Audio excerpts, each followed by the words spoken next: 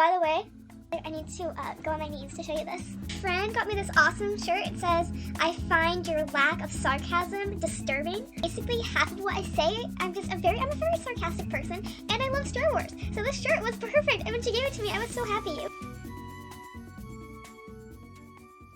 Hey guys, welcome back to my channel. I'm Elizabeth Ann, and today we're going to do my February wrap-up. I know this is kind of late. I wanted to make sure I filmed this when I had everything read and the month was over, so that's why it's a bit late. I didn't have as good as a reading month this month than I did in January. I read 6 books and then 1 letter and speech bind-up, and I got halfway on 2 books, so yeah, let's just get right on into it. The first book I read was City of Glass by Cassandra Clare. This is the 3rd book in the Mortal Instruments series, and I loved it. I forgot how amazing this book was. I mean, the first 2 books are good, but this one is just amazing, and I think I gave it a 5 out of 5 stars, so, you know, it's a pretty solid book to start my reading month with. The second book I read, I was actually reading for school, and that was Up From Slavery by Booker T. Washington. It's basically about his life after slavery was abolished, and it focuses a lot about the school he started, and then just how he tried to, really further his race with education and hard work, and it was really interesting. I gave it a 3.5 stars, I think. It was good, but it was very wordy at times, and he included a lot of things that were just like, they just weren't very necessary. Plus, I felt like he was super optimistic, which being optimistic is not bad, but he didn't really give the bad side of the story. He only gave the good side, and so I felt like the bad side was needed. I don't know. But all in all, it was a pretty good book. The next book I read in February was Zack and Mia by A.J. Betts, and I gave that a 4 out of 5 stars. It's about 2 kids they meet in the hospital and they both have cancer, and it just kind of tells their story, and I actually really liked it. There's a few things I did not like in the story. Like, I just felt like the main girl was really annoying and hard to like, but because of her situation, it made sense, so that was excusable, but it was still, that's one reason why I kind of docked off a few points, is because she was a hard character to like and enjoy reading from. For the most part, I actually really liked it, and I really liked how it wasn't so insta-lovey, and that these 2 characters, a lot of it just focused on their friendship, and it was a pretty good book. So if you like books about teenagers with cancer, should check it out.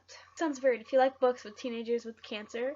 Alright, the next thing I actually read for school, and that was The Letter from Birmingham Jail and I Have a Dream speech by Martin Luther King Jr. Since it was Black History Month, we read a lot of books pertaining around that, plus we're also working on writing editorials, so she wanted us to read some biographies and speeches and letters and whatnot, and oh my goodness, like, I have never really studied his work, but he was so well educated, and everything he had to say, it was just beautifully written and done and explained and so persuasive, and like, oh my goodness, he was an amazing writer. I loved studying his work, and just, yeah, it was really good. The next book I also don't have a copy of, but I read Everything by Nicola Yoon.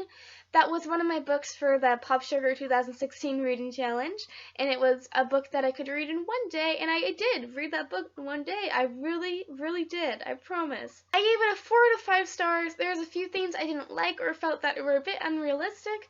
A lot of people thought the ending was super predictable. Me personally, I didn't think it was predictable. Like, I was kind of surprised. I thought like something else would happen, but it didn't.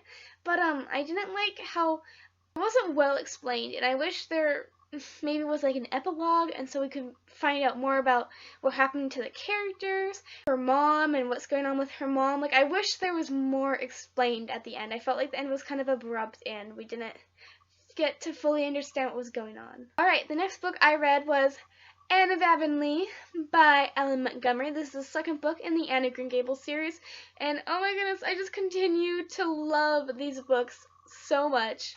There was a quote in this book that just made me, like, so happy, so I'm going to read it to you guys.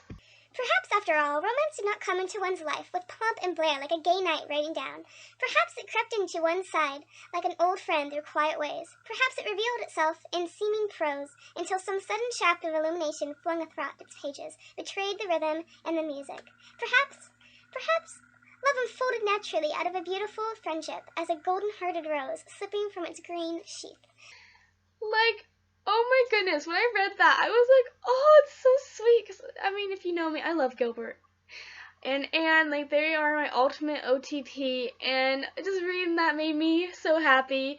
I mean, I know what happens all in the third book, and that things don't happen right away, but still, like, that quote. Anyways, I gave this a 4 out of 5 stars because it was a bit slow at times. Anne of Green Gables is a character-driven series. It's not one of those series that has this huge plot. But it was still really good, really sweet. One thing that I didn't know about were the twins. Like, my mom had mentioned them, but, you know, they weren't in any of the movies, so I kind of forgot about them. But, yeah, so they adopt twins, and one of them is really well-developed. He's a super well-developed character, and you like him, you think he's funny. But then there's, is it Dora, I think? His sister, and, like, not barely anything is said about her, and I kind of wish she would have been a more developed character, and so we kind of get to know her as well, and not just one of the twins. But I don't really have a ton of complaints for this book. It was really good, and I'm excited to continue on with the series. Next book I read was The Bad Beginning by Lemony Snicket. This is the first book in the series of Unfortunate Events, and I have never read them.